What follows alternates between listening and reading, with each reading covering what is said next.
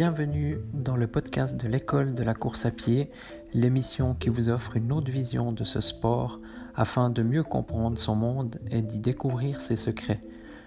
Vous retrouverez quotidiennement une émission concise et plusieurs fois par mois des émissions plus longues sous forme d'interviews de personnes en lien avec le monde de la course à pied.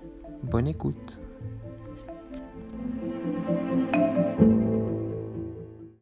Bonjour! Aujourd'hui, je vais vous parler d'une petite technique que j'ai apprise au tout début que je faisais de la course à pied. J'ai toujours été curieux d'apprendre de nouvelles choses sur la course. J'ai posé beaucoup de questions. C'est ce qui m'a permis, entre autres, de ne pas faire des erreurs assez graves.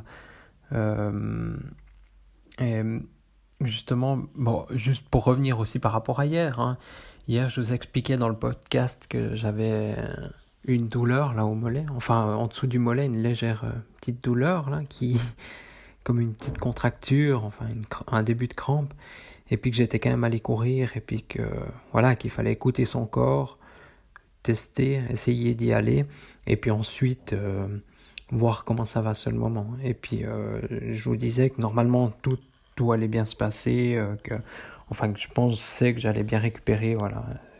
Et effectivement, c'est le cas, donc j'ai pas de douleur par rapport à ça, donc j'ai vraiment bien fait finalement d'aller courir un petit peu, puis de voir comment le corps réagit. Et aujourd'hui, une autre technique, en fait, c'était hier soir, j'étais sur Instagram, et puis j'ai une des personnes que je suis qui s'appelle Bertrand, il va peut-être se reconnaître, peut-être il écoute ce podcast. Il prépare un marathon, et puis juste aussi avant lui, j'ai lu, ça se rejoint un peu tous, soit les personnes, ils préparent par exemple leur course, ou voilà, ils sont un peu limites dans leur préparation, ou ils pensent qu'ils vont peut-être pas y arriver, ou actuellement ça va pas bien, alors qu'il reste peut-être, Bertrand, lui, il lui reste 80 jours, et il y en a peut-être certaines personnes, ils sont encore à 120, 130 jours du marathon, donc des fois on a largement le temps encore de revenir en forme, et c'est normal des fois de ne pas être trop en forme au début justement à la pré-préparation, si on veut. Et moi, j'ai une technique, je voulais pas y croire au début, vraiment, ça me dépassait, il m'a fallu des années pour vraiment y croire. C'est un gars, un ami, qui est devenu ami, qui est un coureur, donc maintenant il a arrêté de courir au niveau compétition, mais il court toujours pour lui, bien sûr. Et puis, c'est un athlète suisse, donc Sébastien Épinay. C'est quelqu'un que j'aimerais bien interviewer prochainement. J'espère que je vais lui poser la question. D'ailleurs, ça sera super intéressant d'avoir son avis sur différents points en course à pied. Et lui, justement, il a été, juste pour situer un peu le contexte, c'était un des seuls athlètes, maintenant ça devient un peu plus courant, mais disons qu'il était au niveau national dans 2 disciplines, donc le ski alpinisme et puis la course à pied en montagne. Donc il était champion suisse de course à pied de montagne, champion suisse de ski alpinisme, mais bien sûr au niveau mondial aussi, il participait au championnat du monde de montagne, de ski alpinisme. Et il a déjà gagné, d'ailleurs il a été champion d'Europe et puis champion du monde dans ces disciplines aussi. Donc c'est une pointure dans son domaine.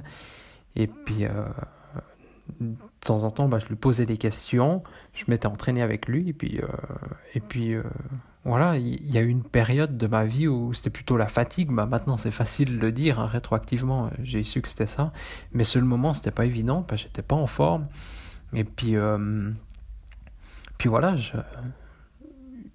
5-6 mois en arrière, et puis même peut-être encore 2 mois avant, j'étais en forme, ça allait super bien, et puis tout d'un coup plus. Et je stagnais, j'ai les pulsations, j'ai de la peine à monter dans les pulsations, mes pulsations au repos étaient aussi un peu plus hautes, et puis finalement c'était un peu de la fatigue, il aurait fallu faire une pause course à pied. Et puis là j'ai écrit justement à Sébastien, et il me l'avait dit une fois dans un email. Et puis je lui ai dit, mais t'es sûr? Et puis après il m'a répondu, fais ça.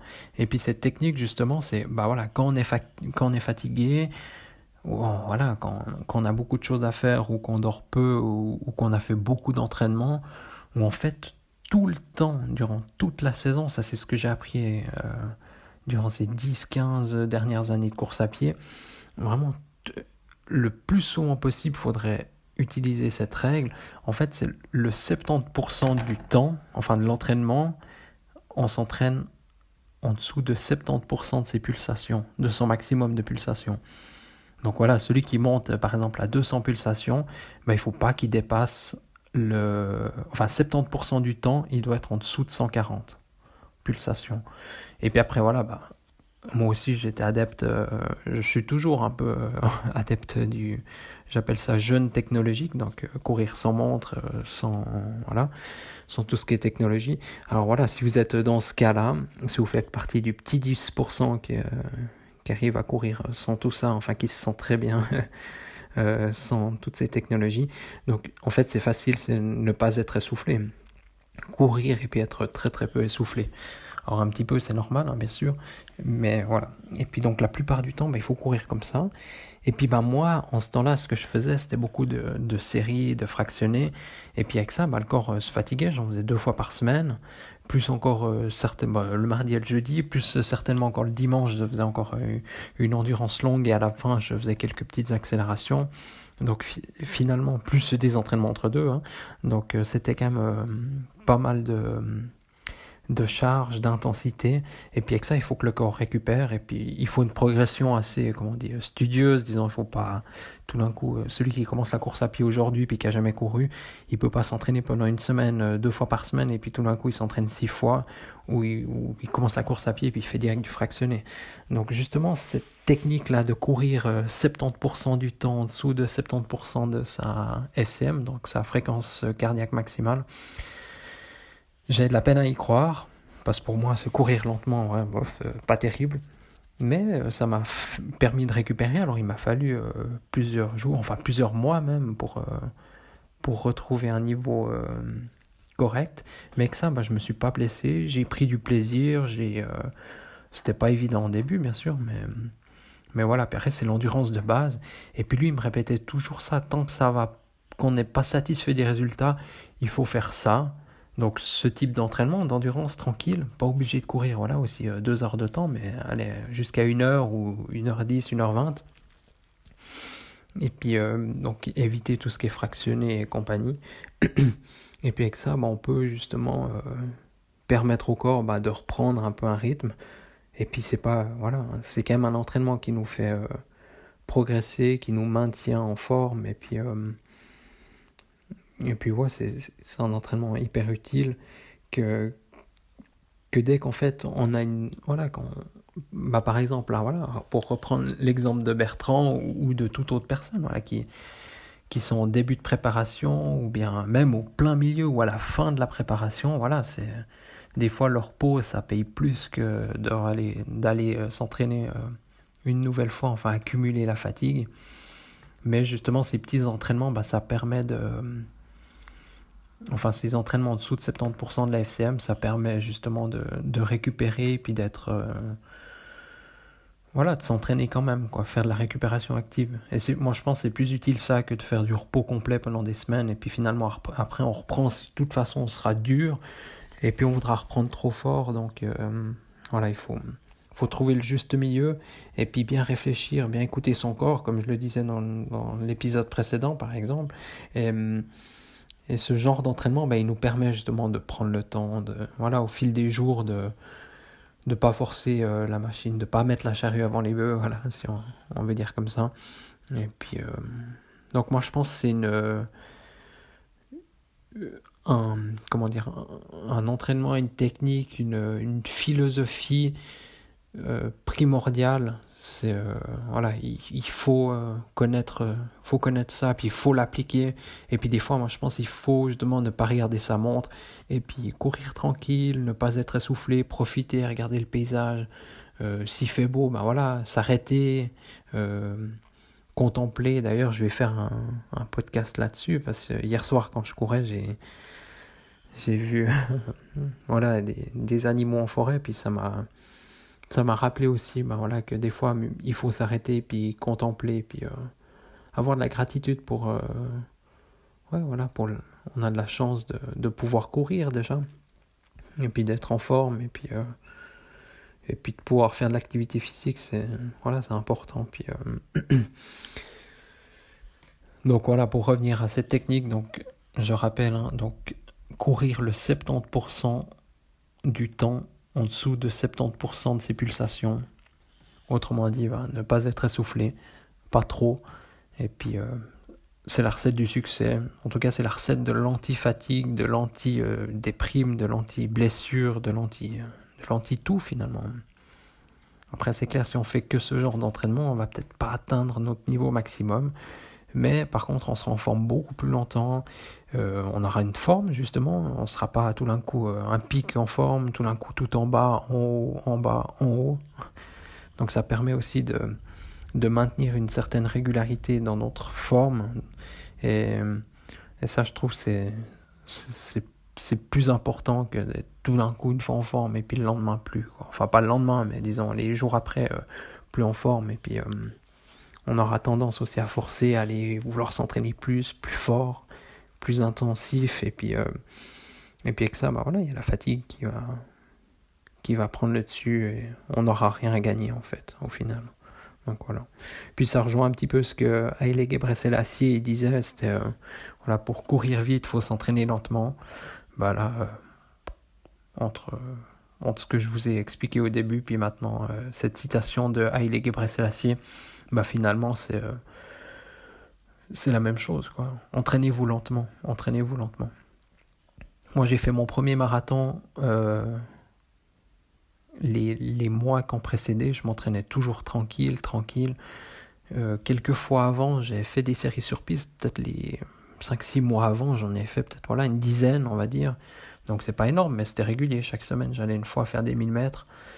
Mais disons, ce qui paye, c'est finalement, comme j'en avais parlé dans un autre épisode, c'est l'accumulation, quoi. C'est les petits pas chaque fois qu'on fait chaque jour. Au final, c'est comme si on met un caillou dans un verre. Tous les jours on met des petits cailloux, ça va payer. Par contre, si un jour on n'est plus en forme, on est blessé, on peut pas remplir ce verre, justement. Et au contraire, on va dire que lorsqu'on est blessé, on enlève ces petits cailloux, puis un jour il va falloir revenir au niveau où on était avant, puis voilà. Donc voilà, entraînez-vous lentement. C'est le mot de la fin. Je pourrais rien dire de mieux, puis de meilleurs conseils à celui qui débute, à celui qui court depuis 20 ans. Voilà, vous pouvez regarder aussi autour de vous des personnes qui ont de l'expérience. Voilà, peut-être pas la personne qui court depuis une année, mais regardez des personnes de 50, 60, 70 ans qui courent toujours, et puis leur demander quelle est la recette de leur succès. D'ailleurs, ce sera intéressant que je fasse des épisodes de podcast avec... des interviews aussi avec des personnes un peu plus âgées puis qui ont l'expérience justement de la course, leur demander comment ça se fait qu'ils durent aussi longtemps. Et là, très certainement, d'ailleurs, un jour j'étais dans le vestiaire puis j'ai discuté avec quelqu'un là aussi qui doit avoir une 60aine d'années. Il m'a confirmé, il m'a dit je fais plus de séries, je m'entraîne, l'intensité c'est uniquement lors de compétition. Et j'évite aussi le goudron, puis autrement je fais de l'endurance tranquille, je me balade, et puis le gars il est super en forme, dans sa catégorie d'âge il est dans les meilleurs. Pourquoi ? Parce que justement il s'entraîne souvent, mais tranquille. Voilà. Alors, je me réjouis que vous me dites ce que vous pensez de cette technique, et puis votre avis, et puis aussi si vous utilisez, vous courez de cette façon. Ça peut être très intéressant aussi de partager sur le sujet. N'hésitez pas à m'écrire sur les réseaux sociaux, Instagram, Facebook, ou bien sur mon site internet, l'écoledelacourseapied.com.